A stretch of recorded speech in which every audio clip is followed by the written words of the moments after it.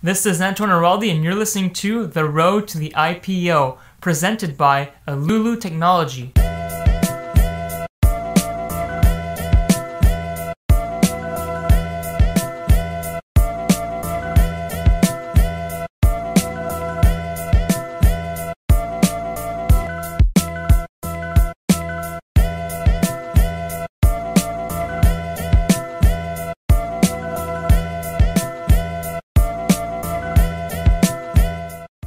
Aujourd'hui au podcast, j'ai le grand plaisir d'accueillir Antoine Araldi, conférencier, motivateur et auteur. Salut Antoine, ça va bien? Oui, toi? Oui, merci. Fait que je suis vraiment content que tu aies accepté l'invitation du podcast. Ça me fait plaisir. Oui. Fait qu'en ce moment, on est présentement en live sur Facebook, sur la page de Lulu Technology, sur Instagram et aussi sur ta page personnelle sur Facebook. Oui. Oui. Parfait. Fait qu'on peut commencer. Parle-moi un peu de toi, qui tu es, qu'est-ce que tu fais? Oui, je suis un copywriter. En français, c'est un rédacteur. Oui. Puis c'est plutôt un rédacteur pour la vente. Fait que c'est pas un rédacteur pour écrire des beaux livres, des beaux textes, des trucs comme ça. C'est vraiment plus pour tes courriels, puis tes blogs. Puis c'est plus en sorte vraiment pour la vente. Plus au niveau des entreprises. Oui. OK. Parfait. Fait que tu vas quand même prendre les textes, puis l'améliorer, puis les comme... au niveau des utilisateurs pour qu'ils voient ça plus, se connectent plus avec les utilisateurs, je veux dire. C'est ça, oui. Parfait. Fait que, en plus, toi, en ce moment, tu fais ça, c'est ça ton travail. Oui. Mais aussi, je pense aussi, d'après ton content sur les réseaux sociaux, je pense aussi que tu as commencé une carrière en tant que motivateur, conférencier. Oui, j'essaie de partir ça vraiment tranquillement, puis vraiment de faire des connexions avec d'autres personnes qui font déjà ça pour m'aider, puis pour savoir comment me diriger envers ça. Fait que ça serait plus mon but long terme. Fait que j'essaie vraiment de partir ça. Ouais. Puis pourquoi est-ce que tu as décidé de partir comme conférencier et motivateur? C'est juste parce que la différence entre être rédacteur puis être un motivateur, c'est un peu presque pareil dans un sens. C'est la communication. Oui. Mais la communication, comme rédacteur, t'es en arrière de l'ordinateur puis t'es pas vraiment la personne qui va être en avant. Moi, j'aimerais mieux aider les gens en avant que en arrière. Ah, OK. Fait que c'est plus ça. Fait que tu veux vraiment plus connecter avec le monde, c'est de te mettre à l'avant du public. Oui. Parfait. Mais je pense aussi que cette semaine, tu as commencé, c'était ta première présentation au public. C'était comment? C'était gênant. Ah ouais? Puis c'était stressant aussi parce que je voulais parler pour un certain moment de temps. Puis finalement, j'avais pas... Tu sais, j'avais parlé peut-être un bon 15 minutes, mais j'aurais voulu peut-être 30 minutes. OK. Fait que c'est vraiment d'avoir de la pratique. Fait que c'est bon d'avoir des premières expériences comme ça. Puis avoir la chance d'avoir une compagnie aussi ouverte, de laisser quelqu'un parler en avant de leur équipe de vente. OK. Fait que tu fais plus la motivation pour les entreprises, pour les employés. Ben, cette fois-ci, c'était pour les entreprises, mais mon but, ce serait vraiment d'aller plus personnel que ça, parce qu'avec les entreprises, il faut vraiment que tu changes un peu ton message. OK. Fait que si tu veux vraiment... Moi, mon but, ce serait vraiment d'aider le monde avec leur confiance en soi. Oui, c'est important. Puis... tu sais, avec une équipe de vente, oui, tu peux faire ça, mais en même temps, il faut que tu remettes ça avec la vente. Fait que, tu sais, je suis pas un expert en vente. Fait que, tu sais, oui, je suis un rédacteur de vente, mais la vente face à face, c'est pas vraiment ça que je fais. Fait que je peux juste autant les motiver. C'est un peu plus dur à les motiver dans ce cas-là. Mais c'est plus la motivation personnelle aussi que tu fais, parce que, en fait, les employés, c'est des êtres humains aussi. Là, la vente, c'est vraiment au niveau de la confiance aussi, là. Fait que si la confiance est partout, mais c'est bon. C'est une bonne chose que tu fais.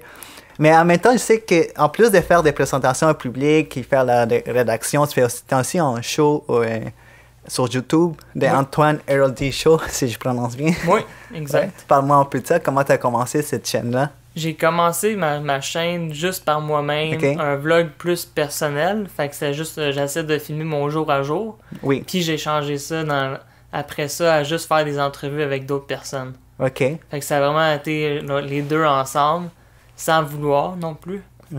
Puis c'était des entrevues avec des entrepreneurs, puis vraiment essayer de comprendre leur monde. Puis, ouais, j'ai regardé ça, puis c'était vraiment des sujets variés comme la productivité, la motivation, la vente. C'était vraiment, vraiment intéressant. Pour ceux qui veulent vraiment aller voir, c'est Antoine Héroldi Show. On va mettre les liens par après sur la page Facebook et sur Instagram pour que le monde puisse aller te voir puis aller subscribe to his channel. Fait que vraiment, je pense que tu t'adaptes bien au marketing du 21e siècle. Tu utilises les réseaux sociaux comme YouTube et Facebook. Parle-moi un peu de ça. C'est quoi les pouvoirs des réseaux sociaux aujourd'hui au 21e siècle pour les entreprises puis pour le monde en général? Pour les entreprises, je pourrais pas te le dire tellement parce que moi, mon entreprise, c'est un peu moi-même, tu sais. Oui. Fait que c'est comme, pour moi, c'est très fort parce que c'est moi-même. Fait que je peux tout diriger. Okay. J'ai pas besoin d'aller à quelqu'un d'autre pour dire ce que je peux mettre ce contenu-là sur ma page. Okay. C'est juste moi qui décide à la fin de la journée. Est-ce que ça, c'est quelque chose que le monde va aimer?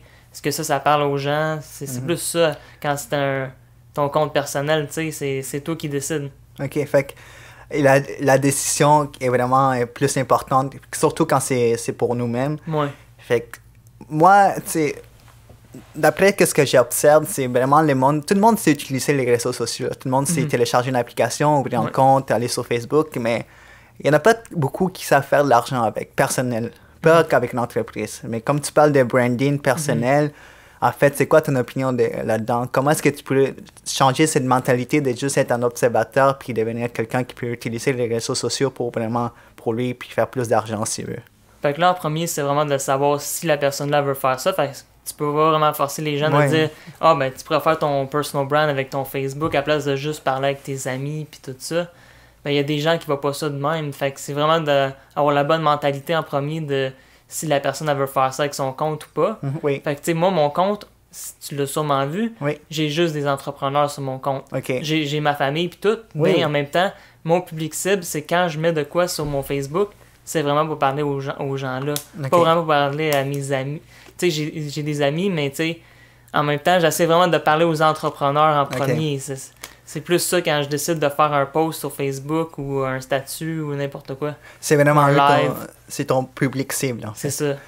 Mais en fait, moi, je parlais plus au niveau, regardons les passions des mondes. Si quelqu'un qui est passionné, on va dire, des montres, fait qu'il dit, je vais vraiment montrer ça aux autres. Fait qu'il prend sa page Facebook, son compte Instagram, il commence à parler des montres, tu sais. Puis je pense que si t'es passionné, puis si t'es quand même assez à l'aise devant tous ces réseaux sociaux-là, tu peux quand même monétiser ta passion, mais ça ne veut pas dire qu'il fait quelque chose qu'il n'aime pas, c'est juste alentour de sa passion aussi.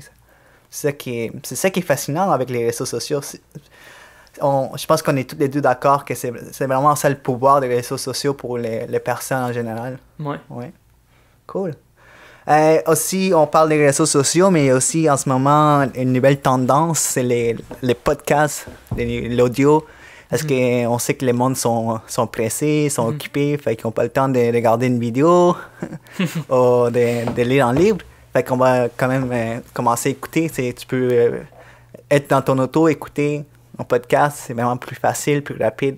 Fait que toi aussi, je pense que tu es un podcast, n'est-ce pas? Oui. Mais je l'utilise pas autant que toi en ce moment. Non, je viens de commencer aussi. Fait que on est à la case de départ tous les deux. Mais en fait, au niveau de ça, est-ce que tu as une opinion, quand même, quelque chose que tu peux partager au niveau du podcast? C'est quoi la valeur au niveau personnel aussi? Pour moi, c'est le temps. Puis aussi le contenu que... Mettons, le contenu existe juste dans le podcast, ben tu t'envoies au podcast l'écouter. Sinon, moi, j'aime vraiment la vidéo aussi, là, fait que c'est comme... J'essaie d'un des deux. S'il y a la vidéo, j'irai plus pour la vidéo. Puis, si je suis plus pressé pour la podcast. Puis en même temps, le podcast, c'est fun parce que tu peux mettre tes écouteurs puis juste faire de quoi d'autre en même temps. Fait que t'es pas obligé d'être arrêté pour écouter la vidéo. OK, oui, c'est vrai. C'est plus ça. Mais qu'est-ce que tu recherches au niveau des podcasts? C'est-tu le contenu? C'est plus ça, c'est ça? Plus le contenu long, fait qu'un contenu au moins d'1 heure. OK. C'est plus ça que je cherche pour podcast. Puis qu'est-ce que tu écoutes? En ce moment, j'écoute vraiment Impact Theory. OK. C'est avec Tom Bilyeu, The Quest. OK. Puis sinon, j'écoute aussi le Ty Lopez Show. Le Ty Lopez Show, oui. Ouais. Fait que ça, c'est pas mal les deux que j'écoute. Mais sinon, je l'écoute d'autres. J'écoute beaucoup aussi de meditation. OK. Puis ça, c'est plus court. Puis sinon, un peu de Gary Vee, mais pas tant que ça. Okay. Mais c'est vraiment plus les formations que tu vas chercher. Il y a beaucoup d'informations dans différents types de podcasts, que ce soit au niveau santé, entrepreneurial, toutes les informations que tu peux avoir au niveau du podcast. Puis, comme tu le dis, c'est plus le temps. Là, ça te sauve du temps, puis tu peux faire d'autres choses en même temps. C'est ça qui est intéressant. Puis, pourquoi est-ce que tu n'écoutes pas vraiment les podcasts de Gary Vee? Parce que j'ai juste arrêté d'écouter son contenu, là. C'est lui qui a dit arrête de regarder mon contenu. C'est ça qui est... Pour ceux qui savent pas qui est Gary Vee, fait qu'on a ici son livre. Gary Vee, c'est plus un influenceur, mais en fait un entrepreneur qui parle de business ou qui a déjà sa propre business au niveau du marketing. Fait que c'est vraiment quelqu'un assez connu au niveau des réseaux sociaux, puis aussi que ça leur intéresse son nouveau livre qui est sorti, Crush It. Fait que Gary Vee. Moi, je pense que tu l'as rencontré aussi, n'est-ce pas? Oui. J'ai aussi interviewé un de ses amis. Fait que, ah oui? Oui, dans mon livre. Ok, oui. Ouais. On va parler de ton livre aussi bientôt, mais comment c'est que tu as rencontré Gary Vee? Comment il est en fait? Est-ce qu'il est aussi intense que dans ses vidéos? Oui, il est aussi intense, pas mal pareil qu'en vidéo. Ouais? Ouais. Et qu'est-ce que tu as retenu de la rencontre avec lui? C'était vraiment court, fait que, ouais. Ah ouais? Mais t'avais-tu comme des questions préparées? Pas vraiment, fait que c'était vraiment juste on the spot, puis c'était vraiment nice quand même de rencontrer Gary, là. OK. Fait que... Mais c'est intéressant. Là, tu nous as mentionné ton livre, oui. Insights from Professionals. Oui. En fait, décris-moi un peu pourquoi tu as décidé d'écrire ce livre-là et comment tu l'as publié. Oui, c'est écrit parce que j'étais dans ma dernière année d'université. Fait que là, c'était plus aussi, je demandais à beaucoup de gens ce qu'ils voulaient faire après l'université. Okay. Puis il y a beaucoup de monde qui me disait qu'ils savaient pas trop. Fait que ça vient un peu de ce concept-là de, tu sais, OK, mais si ce monde-là ne savent pas quoi faire, je vais aller interviewer du monde qui ont déjà eu du vécu dans leur carrière. Okay. Puis je vais aller directement à la source. OK. Fait que c'était plus ça mon but avec le livre, d'informer les gens à dire, OK, mais il y a cette carrière-là qui existe, il y a cette carrière-là. OK. C'est des carrières connues, c'est des carrières vraiment des nouvelles carrières qui se sont ouvertes avec l'Internet, avec la nouvelle... exact. C'est pas des carrières typiques, là. OK. Comme, tu sais, je pourrais dire, j'ai interviewé une auteure. OK. Sinon, j'ai aussi interviewé un rédacteur. OK. Puis sinon, ça va vraiment dans les arts et les entrepreneurs. Fait que j'ai eu la chance d'interviewer Chuck Lapointe de MTL Blog. Ah ouais? Oui. Ah ouais. Mais c'est controversé parce que des fois, MTL Blog, on dit que leur contenu n'est pas vrai ou c'est fake. Fait que je sais pas, comment est-ce que tu avais posé cette question-là à Chuck? Oui, j'ai demandé cette question-là, mais si vous voulez en savoir plus... dans le livre? Dans le livre, oui. OK, cool. Pour ceux qui veulent en savoir plus, son livre est en vente? Sur Amazon. Parfait. Fait que aussi, on va mettre les liens aussi pour les livres dans le blog. Puis même, on peut le faire tirer. Si quelqu'un a une question qui est au niveau de la motivation pour Antoine ou pour moi, mais on peut, n'importe qui sort la première question, on peut le faire tirer. Puis moi-même, je voulais envoyer ou les donner. Oui, aussi, il est signé. Si jamais... Il est signé en plus. Puis malheureusement, pour ceux qui vont écouter le podcast, ça sera pas possible, mais il va en avoir d'autres. On va mettre les liens au niveau du podcast aussi sur SoundCloud. Oui. Puis comment tu l'as publié? Parce que moi, dans le temps, là, avant, là, pour publier un livre, là, il fallait que tu passes au niveau des maisons d'édition. Puis si ton livre était poche, il ne publiait pas. Comment est-ce que toi, tu as réussi à le publier comme si facilement? Oui. Ben, facilement, je veux dire. Ouais. Fait que moi, je suis quand même avec un press. Fait que j'étais avec un publishing firm, mais plus indie. Fait que ça vient vraiment avec aussi, eux, ils publient des livres qu'ils trouvent intéressants. OK. Fait que de là, je suis parti de là. Mais en même temps, tu peux le faire sans ça aussi. Fait que si tu veux aller sans publishing firm, faut quand même t'investir un peu d'argent pour comme le editing, formatting, puis ton book cover. Mais ça coûte pas si cher qu'avant. C'est ça coûte pas aussi cher qu'avant. Puis le seul problème qu'il y a avec cette technique-là, c'est que tout le monde peut devenir un auteur.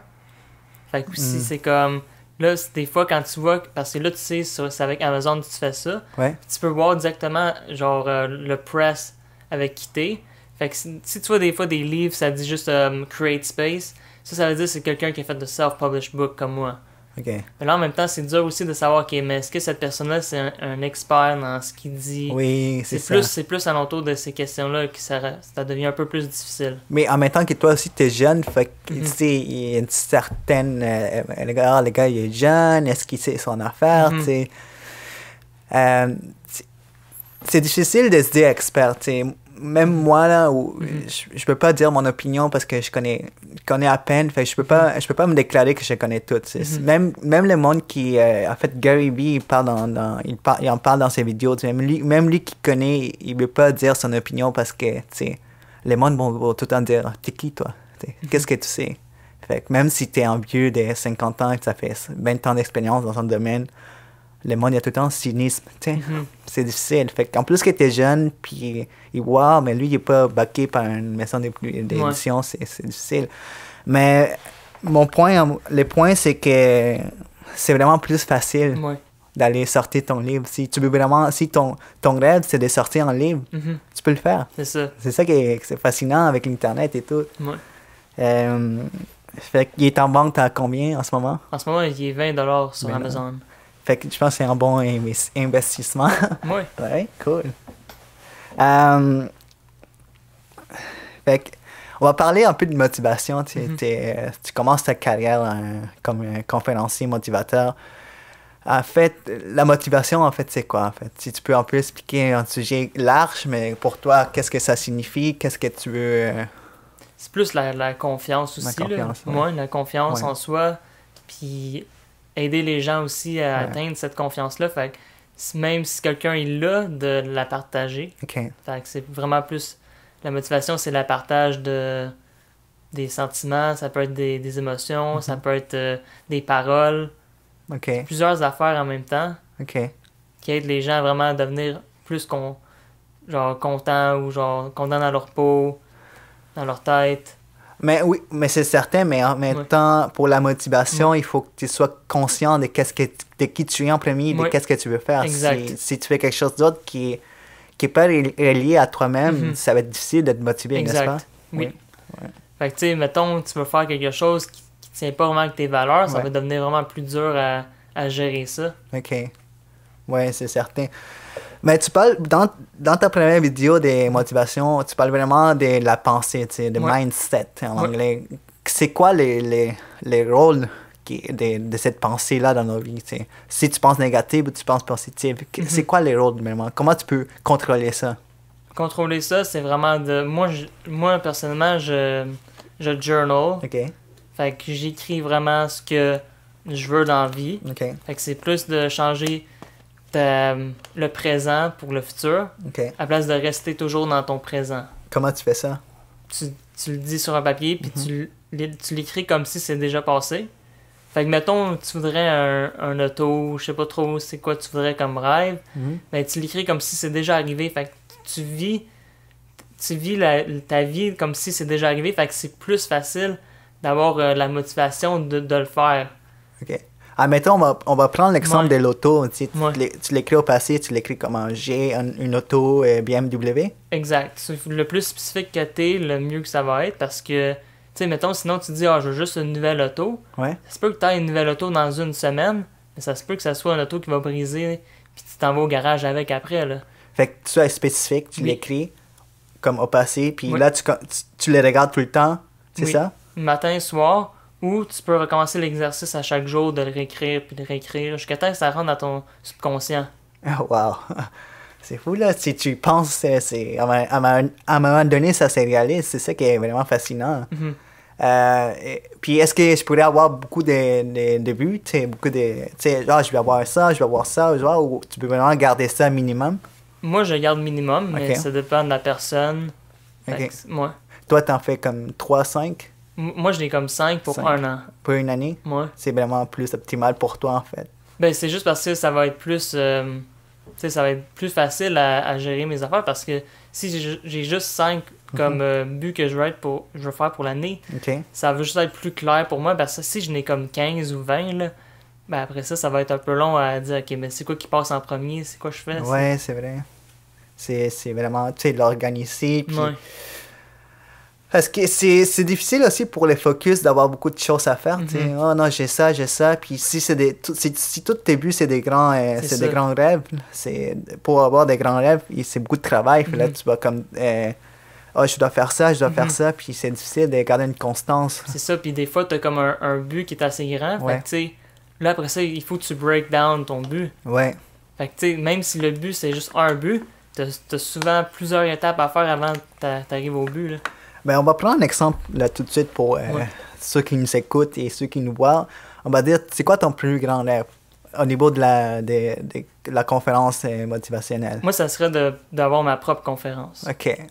Puis on va le décortiquer, on va dire.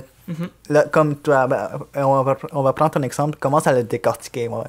Si ton plus grand rêve, c'est d'avoir ta propre conférence, comment tu le fais? Comment tu le décortiques en étapes? Je commence avec les contacts. Okay. Contacts que je peux faire. Ouais. Avec des réseaux sociaux. Ouais. Fait que c'est vraiment de connecter avec le monde. Ouais. Puis après ça, savoir si je peux arriver à faire une conférence, mais peut-être avec quelqu'un d'autre pour que ça devienne un peu plus facile. OK. Fait que j'essaie aussi d'être intelligent dans ce que je fais. C'est pas juste de partir de même puis juste dire, OK, mais je veux faire une conférence, mais je sais pas comment le faire. OK. Fait que c'est vraiment d'être entouré de gens qui font déjà ça. OK. Puis après ça, tu fais une autre étape. L'autre étape, ça serait de booker la place. OK. Fait que ça serait dans un hôtel, un pub, n'importe quoi. Tu sais, l'événement peut être petit quand même. Là. Tu peux dire un événement de 50 personnes pour commencer. OK, fait que là, tu commences à des petites actions. Des petites actions.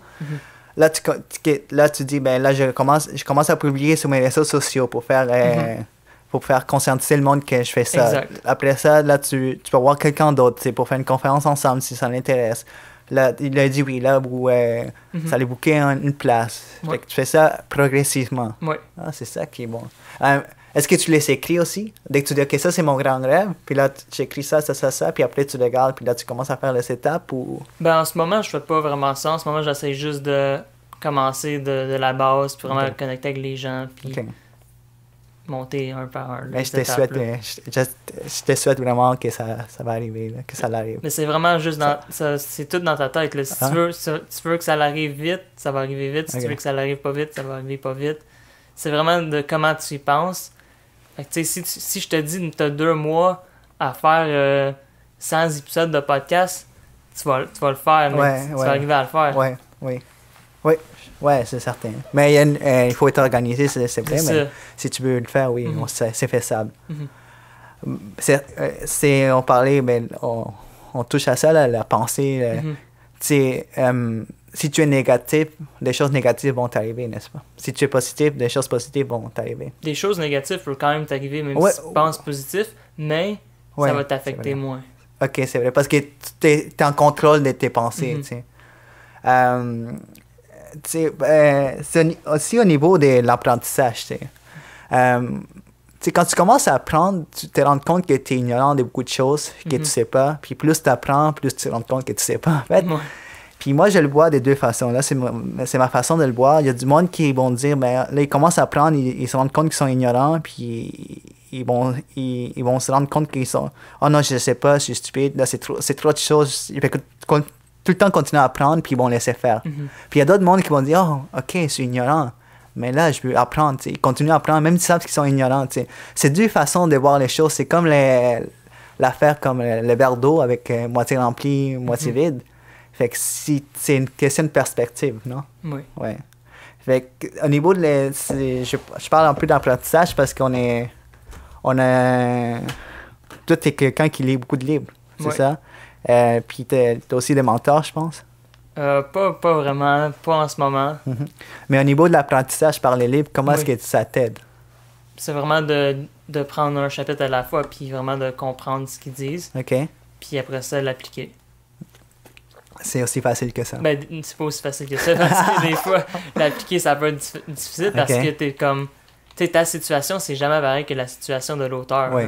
Fait que c'est plus difficile des fois d'appliquer certaines choses. Là. Fait que c'est d'essayer de trouver les choses qui peuvent s'intégrer à toi-même. Ouais. OK. Et puis, on parle aussi d'apprentissage. On va rester dans le même sujet au niveau Moi, j'ai une question parce que dans ton livre aussi, tu en parles. Est-ce que les études, c'est au cégep ou à l'université? Est-ce que ça vaut encore la peine au 21e siècle d'aller faire un bac, on va dire en comptabilité, même si on sait que dans 10-15 ans, l'intelligence artificielle va prendre la place? Est-ce que ça vaut encore la peine d'étudier? Ben, étudier, mais en fait... Ça dépend vraiment de tes buts. Là. Okay. Si, mettons, tu veux être un comptable, ben, il faut que tu ailles vers l'université puis devenir comptable de même. Uh-huh.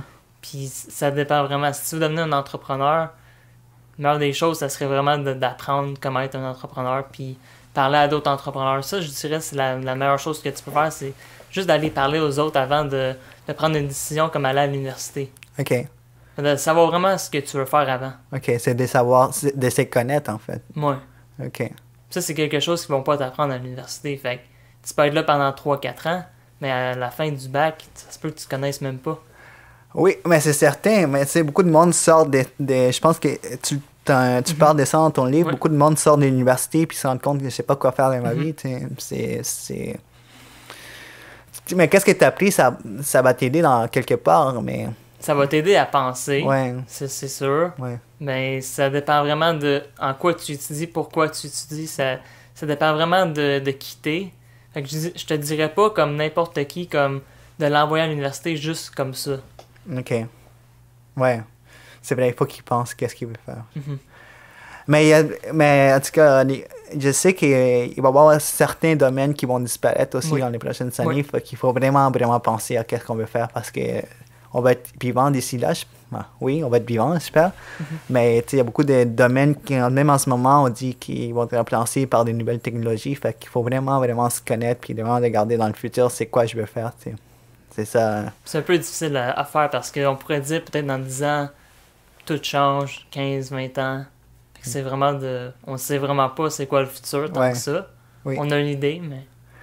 Mais pour ça, là, je suis en train de lire un livre qui s'appelle Homo sapiens de Yuval Noah Harari. J'espère que je l'ai bien prononcé. Mais en fait, dans Homo sapiens, c'est vraiment un livre d'histoire. Puis qu'est-ce qui est intéressant, c'est que l'histoire se répète tout le temps. C'est en cercle. Fait que si tu commences à apprendre l'histoire, si vous commencez à regarder l'histoire, vous voyez qu'il y a un pattern. Tu sais, ça fait un cercle. Il y a des choses qui sont arrivées il y a longtemps qui vont encore arriver dans le futur ou en ce moment. C'est fascinant parce que tout est en cercle. C'est pas de prédire le futur, mais c'est juste de comprendre l'histoire. Puis quand tu comprends l'histoire, tu comprends l'humain. Puis l'humain est vraiment à des patterns semblables. Fait que tu peux quand même comprendre un peu où tout s'en va. T'sais. Mais ça, il faut comme aimer l'histoire aussi. Là. C'est pas pour tout le monde. Est-ce qu'il y en a des questions? Aucune question, mais s'il y a du monde qui regarde les lives en ce moment, Antoine on fait un concours, en fait, on va donner son livre à quelqu'un qui pose une question pour Antoine, que ce soit au niveau de la motivation personnelle, au niveau de l'entreprise, ou même au niveau de comment est-ce qu'il a publié son livre. Fait que le premier qui pose une question, que ce soit dans le Facebook Live ou sur Instagram, on va faire tirer le livre d'Antoine qui est Insight from Professionals. Fait qu'on est presque bientôt à la fin du show. Et moi, je vais on va parler en fait... tu es allé, c'était l'été passé, je pense, à Influence Montréal. C'est un événement d'entrepreneurial. Et dis-moi, en fait, c'est quoi les 10 leçons que tu as apprises au niveau de cet événement-là? Les 10, je sais. En fait, on va dire 3. Ouais, peut-être 3, là. Ouais. Les mondes que tu as rencontrés, en fait, qu'est-ce que tu as appris, en fait? Qu'est-ce que tu as écouté? Qu'est-ce que je vais faire mieux, puis tout ça? Ben, Gary Vaynerchuk a parlé beaucoup de les podcasts, puis comment c'est ça, puis tout. Okay. J'ai vraiment essayé de partir mon propre podcast avec cette idée-là. OK.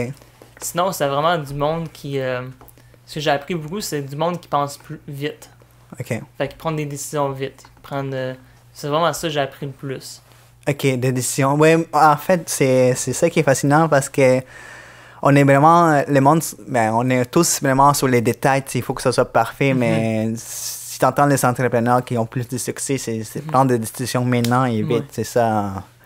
Aussi, je pense qu'il avait parlé aussi de Snapchat, et je pense que tu avais commencé aussi à utiliser Snapchat, n'est-ce pas? Pas autant que Gary. Ouais. Et puis d'autres leçons que tu as pu retirer de ça, de l'événement? Ben, il y avait le panel avec Chuck Lapointe. Chuck Lapointe. Fait que ça, c'était intéressant. Surtout que j'avais interviewé Chuck Lapointe, peut-être c'était quelques semaines avant.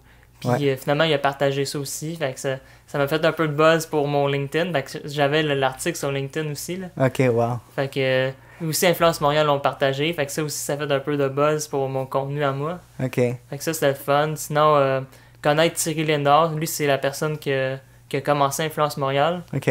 Puis je l'ai rencontré après à son bureau. Oui. Fait que c'était juste intéressant de le revoir puis reparler. OK, mais c'est intéressant. Ouais. Fait que, qu'est-ce que je peux tirer qu'est-ce que j'ai écouté, qu'est-ce que tu m'as dit? Fait que tu as rencontré du monde fascinant. Oui. Ça t'a fait en sorte que ça t'a amené la visibilité un peu. Oui. Puis tu as eu des bons feedbacks, puis t'écouter ceux qui sont quand même assez loin, dans le parcours. Ben, c'est ça, c'est vraiment intéressant, mais merci beaucoup Antoine d'avoir participé au show de Road to the Pyro à l'Ulu Technologie, puis c'est certain qu'on va se les voir. Parfait.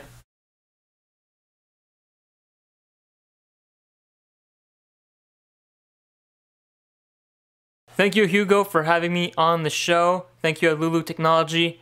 I'm Antoine Araldi of The Antoine Araldi Show, and my book, Insights from Professionals, is currently on sale on Amazon.ca. Get your copy now.